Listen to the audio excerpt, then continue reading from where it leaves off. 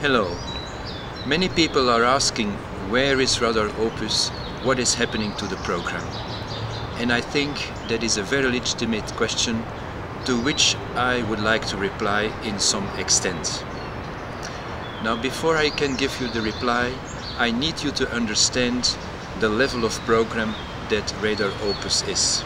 It is really a power program, a very high level program, and I will give you a few features to legitimate this idea.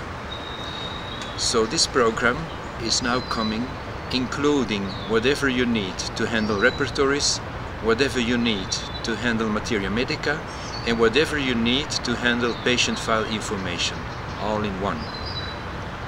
A second example of the complexity of this program is that it is constructed in such a way that it will run on all operating systems. And then I'm not saying only PC world or Macintosh world, no, I'm saying all operating systems including online versions, smartphone, iPad, etc., whatever you can imagine. A third idea to tell you how complex this program is that it is including access and handling through all the languages, current languages and even future languages, and includes even the languages with the non-Latin characters such as Thai or Russian, Japanese, Chinese, etc. It also has the possibility to search for information which is on your computer, but as well not on your computer, somewhere on the internet. All these types of information can be searched in one operation. So these are just 4 ideas I had like to give you to tell you the level of the program we are creating when creating Radar Opus. Now the question is, are we getting anywhere since we announced the release of Radar Opus already many months ago? And I would like to reply from my own experience. Of course, I have been beta testing and even alpha testing the very first versions of the program, which appeared more than a year ago.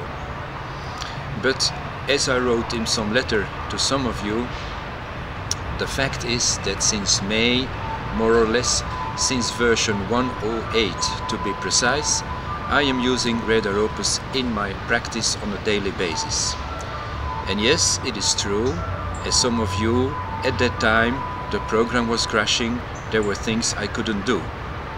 But we kept on improving, and since a few weeks, this is the beginning of October, we have released version 120. And actually, I feel this program is now so much more stable and capable of handling all the basic functions we need in daily practice that I am using version 120 while teaching.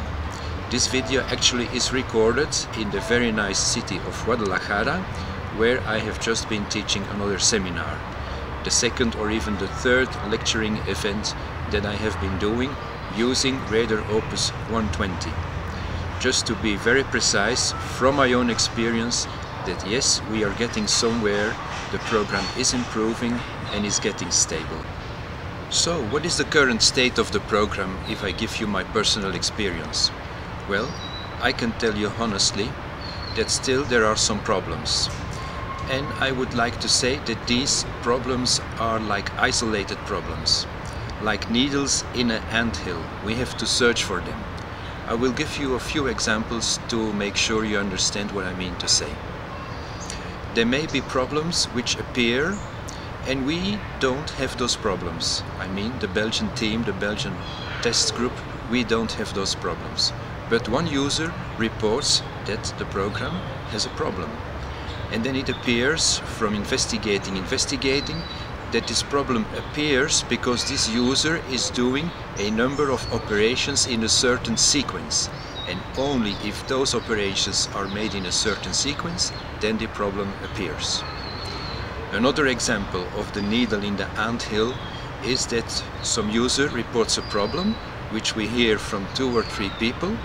Again, the problem is not a general one, but we find out that it is because of this version of the operating system combined with that version of a firewall, etc. And then we can resolve the problem but it is like a big task to find the needle in the anthill again. Then personally I can tell you, we have interference from other problems that are not related to Radar Opus. I was visiting Liz Layler when she was in Belgium to proudly show her her module for the first time. Everything was working perfectly when I left my home, and when I arrived in Antwerp, where I met her, and I wanted to show her the program didn't start. I tried everything, I couldn't get the program start. So I buy some online time in the Hilton Hotel in Antwerp, because I knew that online my program always works. This is the situation I had at home. We launched the program in the online mode, internet online mode. Again, it didn't work. I didn't find a solution. We went to the hotel of Liz Layler, where she says, there for sure I have internet access because it works on my computer. In her hotel room we tried again a number of times. I couldn't make the program work. I was desperate. Maybe as desperate as some of you who have faced similar problems. Then I went home. I connected my computer to my internet at home, and to my great surprise the program was working again straight away.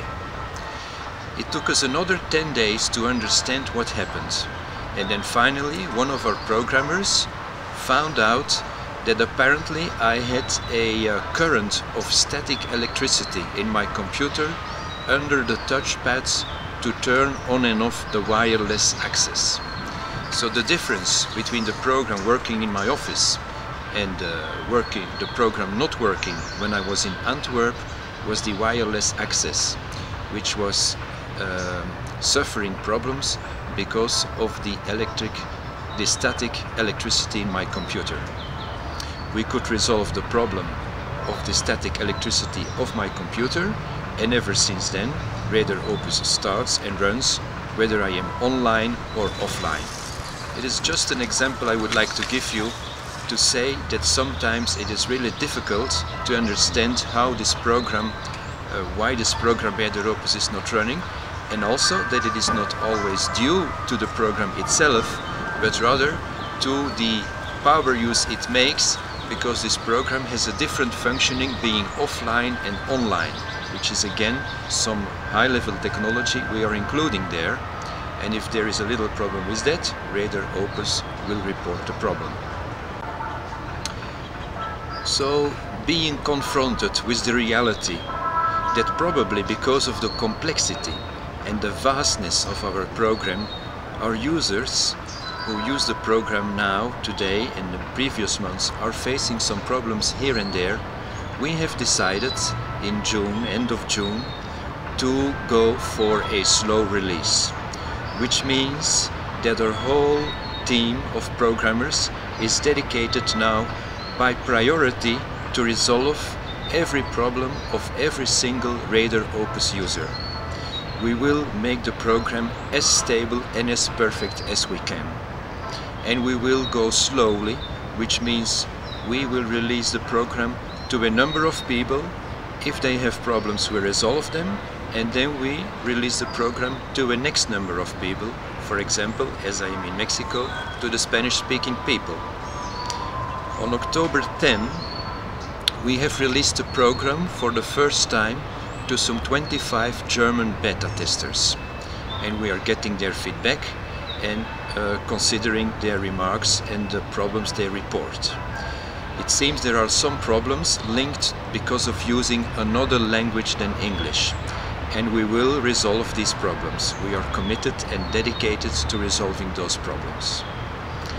Now I hear many of you have understanding for this and they support us, and I thank you very much, because we do need this encouragement in these difficult times.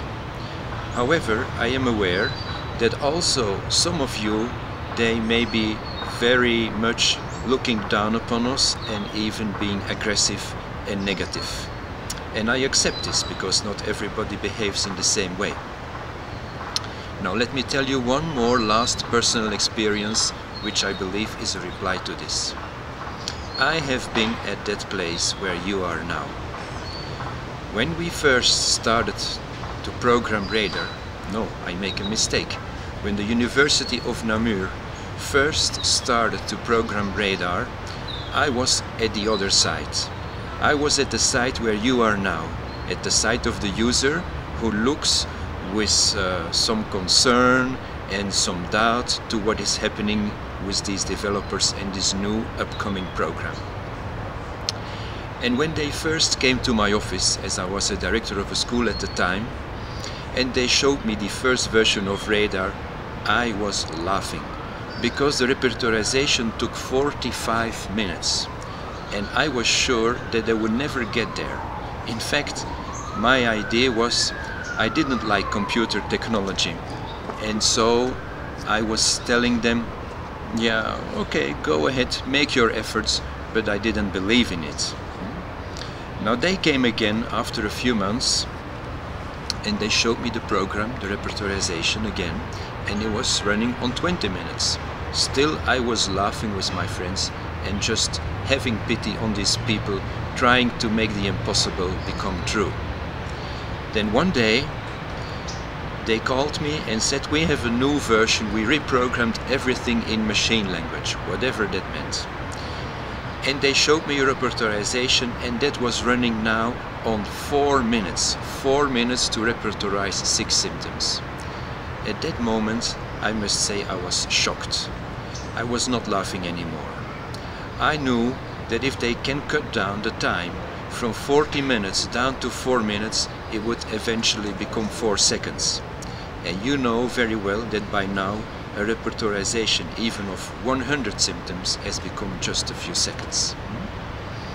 So I will ask you some patience, I will ask you some understanding, and most of all I will ask you to update to the latest version, which at this stage is the version 120 and which includes our last efforts, and to update regularly to every new version, because I can reassure you it is in the hands of our programming team.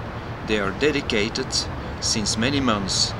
Most of them, they are working overtime, in the evenings, in the weekends, to get this new program really working on all levels and in all languages. We are dedicated to bringing Radar Opus and a completely new vision of homeopathic software to you. We continue to make efforts on this, and we thank you very much. We believe when you will see the program, you will understand our vision and understand that this was not just an update or doing something a little bit new, but like a complete new generation. And yes, we had to suffer a little bit for that, maybe you as well, but we will get there. Thank you very much.